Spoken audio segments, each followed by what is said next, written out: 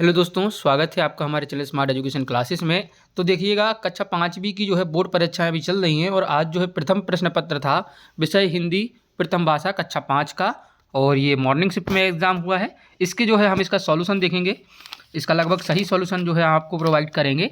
आपके बच्चों ने या आपने स्वयं पेपर दिया है तो आप इससे जो है मिलान कर सकते हैं। चलिए, पहला प्रश्न जैसे पूछा गया था कि बादशाह अकबर ने घड़े में क्या देखा।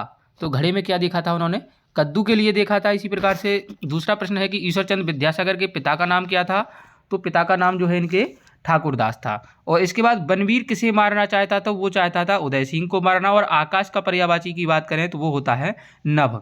चस्का अत्र अस्ति, इस वाक्य में चस्का का क्या अर्थ होता है? तो चस्का होता है जी, उसको कहते हैं हम गिलास।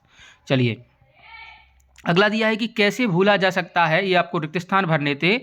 क्या अतुलित आनंद, तो इसमें भरना था बचपन का अतुलित आनंद। और अगला है पातालकोट मध्य प्रदेश के कहाँ पर पड़ता है? तो ये छिंदवाड़ा जिले में पड़ता है। सजगता में जो है सा उपसर्ग है। आत्मा अमर है। और इसके साथ ही 10वां है कि जिस शब्द में पुरुष जाति का बोध हो उसे हम जो है पुल्लिंग कहते हैं। चलिए, इसके बाद बात करें कि चंदन की हत्या किसने की थी। तो वो की थी आपके बनवीर ने। और उज्जैन में जो है कुंभ मेला कब लगता है एवं उसे क्या कहते हैं? तो ये देखिए 12 साल में लगता है और इसे हम सिंगस्त कहते हैं। पाठ ईदगाह के अनुसार एक साथ की जाने वाली प्रार्थना को क्या कहते हैं? तो ये कहते हैं हम नमाज कहते हैं। और सच्चा शब्द का विलोम शब्द पूछा गया था तो वो होता है झूठा।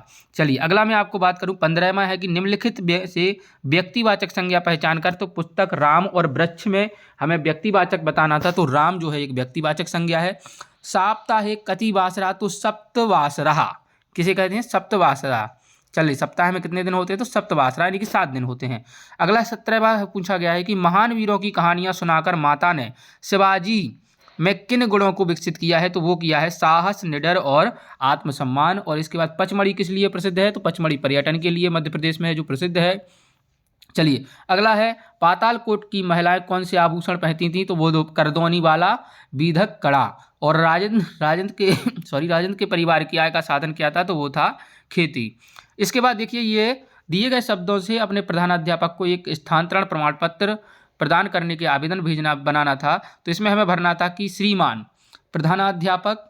और इसके बाद शासकीय प्राथमिक विद्यालय जो भर सकते हैं आप, सागर आप कहीं की भी हो तो वह भर सकते हैं। विषय स्थानांतरण प्रमाण पत्र हेतु आवेदन महोदय सविनय। फिर इसके बाद क्या भरना था हमें? निवेदन है कि मैंने कक्षा 5वीं की परीक्षा आपके विद्यालय से उत्तीर्ण की है। मेरे पिता का स्थानांतरण हो गया है जो है, इसलिए मुझे अन्य विद्यालय में प्रवेश लेना है। यहाँ पर क्या भरना था हमें? प्रवेश लेना भरना था। अतः आप मुझे जो है स्थानांतरण प्रमाण पत्र देने की कष्ट करें, इस प्रकार से भरना था। और इसमें दिनांक डालनी थी। इस पर आपका आज्ञाकारी शिष्य जो भी है अपना मोहन यहाँ पर हमें लिख देना था।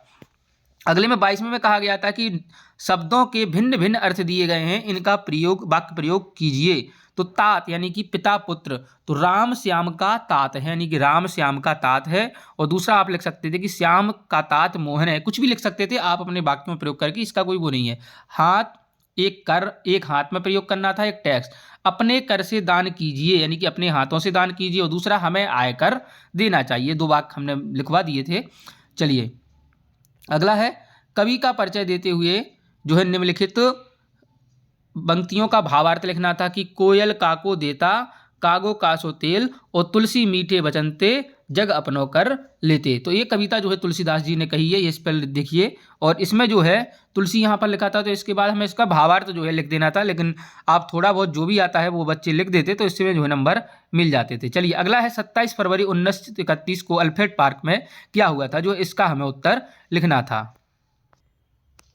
तो देखिए, इसका उत्तर भी आपने पढ़ा होगा कि 27 फरवरी जो है 1931 को अल्फ्रेड पार्क में चंद्रशेखर आज़ाद जो है, इलाहाबाद में पड़ता है ये पार्क, तो उसमें जो है शहीद हो गए थे। ठीक है ना। और अल्फ्रेड पार्क में जिस पेड़ के नीचे वो शहीद हुए उसे अंग्रेजों ने आनन फानन में कटवा करके जो है उस जमीन को समतल करवा दिया। ऐसी कहानी है, पूरी आप लिख सकते थे। चलिए, इसके बाद अगला जो है देखिए कि किशोरी अपनी बहन मीरा के साथ सेब के लेने बगीचे में गया। वे दोनों अपने घर के पीछे सेब के बगीचे में थे। सेब का जैम बनाने के लिए उन्हें 12 सेब की आवश्यकता थी। माँ ने उनसे कहा था कि बगीचे से पके एवं अच्छे सेब लाना।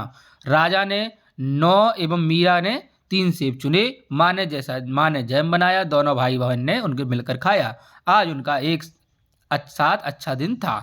तो इस गद्यांश में से हमें जो है इन प्रश्नों के उत्तर देने थे। चलिए, तो पहला जो है प्रश्न है कि माँ ने सेब लाने के लिए क्या कहा था, यानी कि माँ ने जो है सेब लाने के लिए क्या कहा था।